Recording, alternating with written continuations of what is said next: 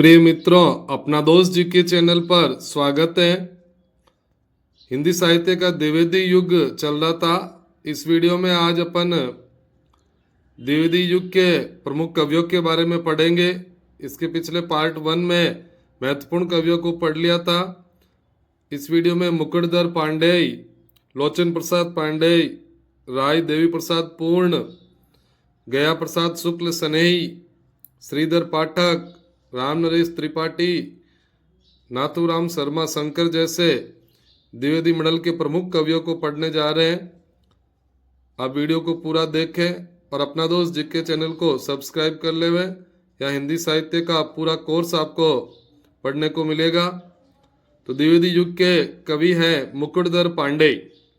मुकुटधर पांडेय की काव्य रचनाएं कानन कुसुम, कानन कुसुम, पूजा फूल, शैलबाला, लक्ष्मा, समाज कंटक, हृदय दान, कार्तिक महात्म्य, इटाली युवक।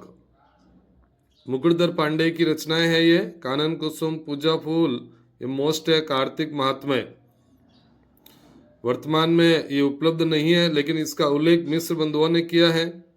मुकुटधर पांडेय का प्रसिद्ध लेख है हिंदी छायावाद, कविता का नया स्वरूप, हिंदी में छायावाद का विकास। ये बहुत ही महत्वपूर्ण है, हिंदी में छायावाद का विकास। मुकुटधर पांडेय का छायावाद की पृष्ठभूमि एवं रूपरेखा, मुकुटधर पांडेय। सबसे मोस्ट क्वेश्चन, रामचंद्र शुक्ल ने मुकुटधर पांडेय को छायावाद का प्रवर्तक माना। तो छायावाद के प्रवर्तक मुकुटधर पांडेय रामचंद्र शुक्ल के अनुसार। कुछ विद्वान इनकी कविता कुररी के प्रति 1916 ईस्वी में लिखी गई को छायावाद की प्रथम कविता मानते हैं।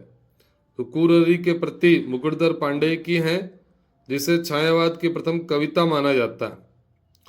1920 ईस्वी में मुकुटधर पांडेय ने श्री शारदा पत्रिका में छायावाद शब्द का प्रथम प्रयोग किया था।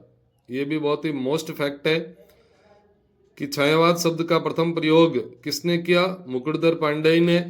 कब किया? 1920 ईस्वी में। किस में किया? श्री शारदा पत्रिका में। तो ये थे मुकुटधर पांडेय। द्विवेदी युग के अगले रचनाकार हैं लोचन प्रसाद पांडेय। लोचन प्रसाद पांडेय के उपनाम है काव्य विनोद या साहित्य वाचस्पति। तो साहित्य वाचस्पति लोचन प्रसाद पांडेय का उपनाम है। काव्य संग्रह है प्रवासी, कविता कुसुम, नीति कविता, साहित्य सेवा, प्रेम प्रशंसा व गृहस्थ दशा दर्पण, मेवाड़ गाथा, पदम पुष्पांजलि। ये लोचन प्रसाद पांडेय की काव्य संग्रह है। इसमें मोस्ट है कविता कुसुम और प्रवासी। इनकी चर्चित कविताएं हैं मृगी दुख मोचन, मंदाकिनी, धुआंधार, गर्मी, मल्हार। एक नाटक भी है छात्र दुर्दशा, जो मोस्ट है लोचन प्रसाद पांडेय का। अगले रचनाकार है राय देवी प्रसाद पूर्ण। इनके काव्य हैं धाराधर धावन, मृत्युंजय, राम रावण विरोध। मोस्ट काव्य संग्रह है धाराधर धावन, मृत्युंजय, राम रावण विरोध, राय देवी प्रसाद पूर्ण के हैं।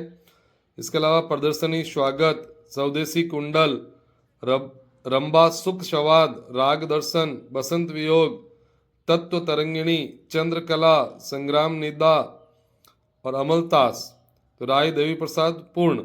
मोस्ट याद रखना है आपको धाराधर धावन और मृत्युंजय और राम रावण विरोध, राय देवी प्रसाद पूर्ण। धाराधर धावन कालिदास के मेघदूत का ब्रज भाषा पद्य में अतुकांत हिंदी अनुवाद है। रसिक वाटिका पत्रिका का संपादन राय देवी प्रसाद पूर्ण ने किया था। तो रसिक वाटिका संपादक रहे थे राय देवी प्रसाद। स्वदेशी कुंडलिया देशभक्ति पर लिखी गई 52 कुंडलिया छंद है स्वदेशी कुंडल, राय देवी प्रसाद पूर्ण। अगले रचनाकार हैं द्विवेदी युग के गया प्रसाद शुक्ल सनेही। जन्म 1883 ईस्वी। ये प्रेम परक कविताएं स्नेही उपनाम से लिखते थे। तो स्नेही उपनाम से प्रेम पर कविताएं लिखते थे और राष्ट्रीयता से संबंधित कविताएं त्रिशूल उपनाम से लिखते थे। तो स्नेही में प्रेम पर कविताएं और त्रिशूल उपनाम से राष्ट्रीय पर कविताएं। इनकी पत्रिका है सुकवि। तो सुकवि किसकी पत्रिका थी? गया प्रसाद शुक्ल स्नेही की सुकवि। रचनाएं हैं कृषक क्रंदन, प्रेम पच्चीसी, त्रिशूल तरंग, कुसुमांजलि, राष्ट्रीय वीणा। सभी मोस्ट रचनाएं हैं गया प्रसाद शुक्ल स्नेही की। कृषक क्रंदन, प्रेम पच्चीसी, त्रिशूल तरंग, कुसुमांजलि, राष्ट्रीय वीणा गया प्रसाद शुक्ल स्नेही की काव्य रचनाएं। रूपनारायण पांडे ज्यादा मोस्ट नहीं है, आप देख सकते हैं। पराग इनका काव्य संग्रह प्रसिद्ध है। इनकी पत्रिकाएं हैं रूपनारायण की नागरी प्रचार, इंदु, माधुरी और निगमादान चंद्रिका। अगले मोस्ट कवि है श्रीधर पाठक। श्रीधर पाठक का जन्म 1859 में और मृत्यु 1928 में हुई। यह आधुनिक खड़ी बोली हिंदी के प्रथम कवि है। तो मोस्ट फैक्ट पहला बनता है श्रीधर पाठक आधुनिक खड़ी बोली हिंदी के प्रथम कवि। याद रखना है, आधुनिक खड़ी बोली हिंदी के प्रथम कवि श्रीधर पाठक। शुक्ल जी ने इन्हें स्वच्छंदतावाद का प्रवर्तक माना। तो स्वच्छंदतावाद के प्रवर्तक श्रीधर पाठक शुक्ल के अनुसार। श्रीधर पाठक ब्रज भाषा एवं खड़ी बोली दोनों में रचनाएं करते थे। इनकी कुछ प्रसिद्ध अनुदित रचनाएं पहले देखते हैं, बाद में इनकी मौलिक रचनाएं पढ़ेंगे। अनुदित रचनाओं में भी सवाल आता है। तो गडरिया और दार्शनिक श्रीधर पाठक की अनुदित रचना है। ग्रे की रचना सेफर्ड एंड फिलोसोफर का हिंदी अनुवाद है। तो गडरिया और दार्शनिक श्रीधर पाठक। एकांतवासी योगी 1886 में श्रीधर पाठक की रचना। ये गोल्ड स्मिथ की रचना हर्मिट का हिंदी अनुवाद है। तो हर्मिट का हिंदी अनुवाद एकांतवासी योगी नाम से किया। गोल्ड स्मिथ की एक रचना है डेजर्टेड विलेज, इसका हिंदी अनुवाद श्रीधर पाठक ने उजड़ ग्राम नाम से किया। तो उजड़ ग्राम 1889, एकांतवासी योगी 1886। ये गोल्ड स्मिथ की रचनाओं का अनुवाद है। अगली है श्रांत पथिक। गोल्ड स्मिथ की एक रचना है द ट्रैवलर, इसका हिंदी अनुवाद श्रांत पथिक नाम से किया गया। तो श्रांत पथिक 1902। ऋतुस्वहार जो कालिदास का ऋतुस्वहार ग्रंथ था उसका अनुवाद श्रीधर पाठक ने किया। तो श्रीधर पाठक की अनुदित रचनाएं गडरिया और दार्शनिक, एकांतवासी योगी, उजड़ ग्राम, डेजर्टेड विलेज का हिंदी अनुवाद, एकांतवासी हर्मिट का है और श्रांत पथिक द ट्रैवलर का। अब देखते हैं श्रीधर पाठक की मौलिक रचनाएं। श्रीधर पाठक की महत्वपूर्ण मौलिक रचनाएं अपन देख रहे हैं। ये सभी महत्वपूर्ण और मोस्ट है। जगत सच्चाई सार, मनोविनोद, 3 भाग है मनोविनोद के। गुणवंत हेमंत, काश्मीर सुषमा। तो गुणवंत हेमंत, काश्मीर सुषमा, भारतो उत्तान श्रीधर पाठक। वनाष्टक, जॉर्ज वंदना श्रीधर पाठक की रचनाएं हैं। आराध्य शोकांजलि, भारत प्रशंसा। तो भारतो उत्थान और भारत प्रशंसा। वनाष्टक, देहरादून। तो वन और देहरादून ये दोनों श्रीधर पाठक की है। जॉर्ज वंदना, गोखले गुणाष्टक, गोखले प्रशस्ति। तो गोखले नाम से 2 रचनाएं हो गई। फिर गोपिका गीति श्रीधर पाठक की। स्वर्गीय वीणा श्रीधर पाठक की स्वर्गीय वीणा। सांध्य अटन, सुसंदेश, बाल विधवा और भारत गीत। ध्यान रखना, भारत नाम पे 3 रचनाएं श्रीधर पाठक की। एक भारत गीत श्रीधर पाठक, भारतो उत्थान श्रीधर पाठक की और भारत प्रशंसा श्रीधर पाठक। मोस्ट है गुणवंत हेमंत, काश्मीर सुषमा, भारतो उत्थान, वनाष्टक, जॉर्ज वंदना, भारत प्रशंसा, स्वर्गीय वीणा। ये श्रीधर पाठक की महत्वपूर्ण रचनाएं। श्रीधर पाठक के बारे में विशेष तथ्य, काश्मीर सुषमा तथा मनोविनोद ब्रज भाषा में है और इसके अलावा शेष सभी रचनाएं खड़ी बोली में। तो काश्मीर सुषमा और मनोविनोद ब्रज में है, बाकी सभी खड़ी बोली में। काश्मीर सुषमा में प्रकृति सौंदर्य से संबंधित कविताएं हैं। आराध्य शोकांजलि पिता के निधन पर लिखी थी श्रीधर पाठक ने।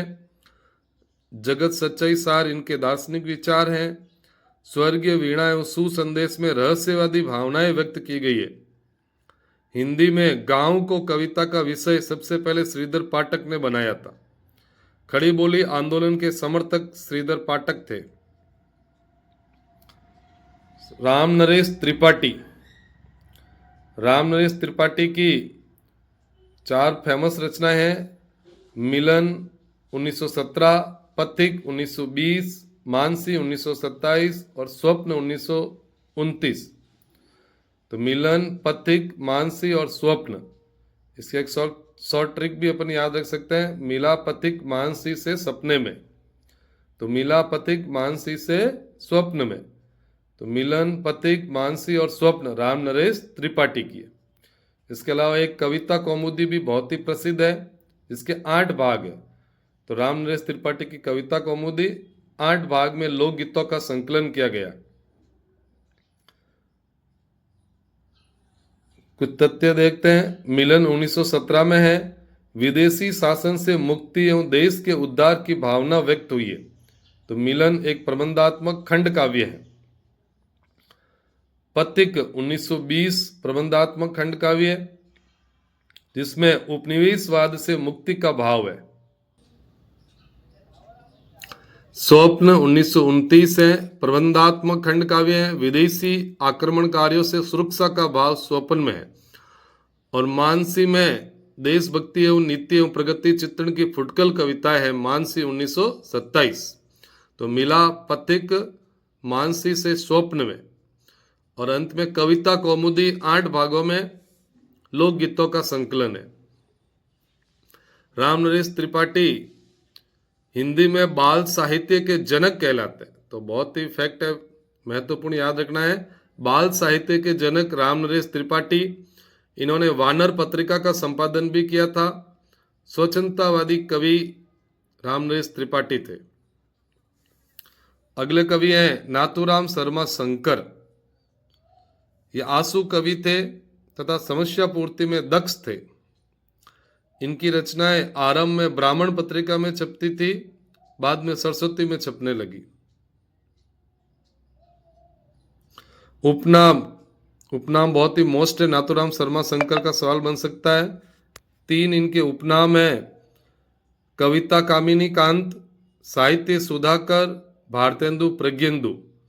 तो कविता कामिनी कांत, साहित्य सुधाकर, भारतेंदु प्रज्ञेंदु नाथूराम शर्मा शंकर के। इनकी रचनाएं गीतावली, गीत कुंज, दोहा, शंकर सर्वस्व, अनुराग रत्न, गर्भ रंडा रहस्य नाथूराम शर्मा शंकर की है। गर्भ रंडा रहस्य हास्य व्यंग्य शैली में प्रबंधात्मक रचना है, जिसमें विधवाओं की दयनीय स्थिति एवं देव मंदिरों में होने वाले अनाचार का वर्णन है। मोस्ट रचना गर्भ रंडा रहस्य नाथूराम शर्मा शंकर। लाला भगवान दीन, ये उर्दू में दीन उपनाम से लिखते थे। ज़्यादा मोस्ट नहीं है, फिर भी अपन देख लेते हैं। इनकी रचनाएं वीर चतराणी, वीर बालक, वीर पंचरतन। तो ये वीर नाम से लाला भगवान दीन की है। केशवदास की रामचंद्रिका एवं कवि प्रिया, तुलसी की दोहावली व कवितावली तथा बिहारी सत्सई पर इन्होंने टीकाएं लिखी थी। ये कथन अपन को याद रखना है। केशवदास की रामचंद्रिका और कवि प्रिया पर टीका लिखी, तुलसी की दोहावली और कवितावली पर टीका लाला भगवान दीन ने लिखी, और बिहारी सत्सर पर भी टीका लिखी लाला भगवान दीन ने। लाला भगवान दीन ने लक्ष्मी नामक पत्रिका का संपादन किया था। तो लक्ष्मी पत्रिका लाला भगवान दीन की। बहुत ही इंपॉर्टेंट फैक्ट है ये। इन्होंने बिहारी और देव नामक आलोचनात्मक रचना लिखकर बिहारी को देव की तुलना में श्रेष्ठ बताया था। तो लाला भगवान दीन ने बिहारी को देव की तुलना में श्रेष्ठ बताया था। तो लाला भगवान दीन ने बिहारी और देव लिखी थी। एक रचना अपन बाद में पढ़ेंगे, देव और बिहारी, कृष्ण देव की। तो यह है बिहारी और देव, लाला भगवान दीन की। कामता प्रसाद गुरु, इनकी काव्य रचना है भौमासुर, विनय पचासा और पद्य पुष्पांजलि। कामता प्रसाद गुरु ने हिंदी व्याकरण का पाणिनि कहा जाता है। तो हिंदी व्याकरण का पाणिनि कांता प्रसाद गुरु, और हिंदी का पाणिनि पूछे तो किशोरीदास वाजपेयी को कहा जाता है। तो ये अपन ने द्विवेदी युग के महत्वपूर्ण कवि पढ़ लिए। इस प्रकार द्विवेदी युग के रचनाकार पूर्ण हुए हैं। अब एक वीडियो द्विवेदी युग के संबंध में और बनेगा, जिसमें द्विवेदी युग के महत्वपूर्ण महाकाव्यों को पढ़ेंगे और द्विवेदी युग की महत्वपूर्ण पंक्तियां पढ़ेंगे। ये कुछ कवि और भी है जिन्हें आप यहाँ वीडियो में पॉज करके देख सकते हैं। अपना दोस्त जी के चैनल पर वीडियो को पूरा देखने के लिए बहुत बहुत धन्यवाद। पढ़ते रहिए।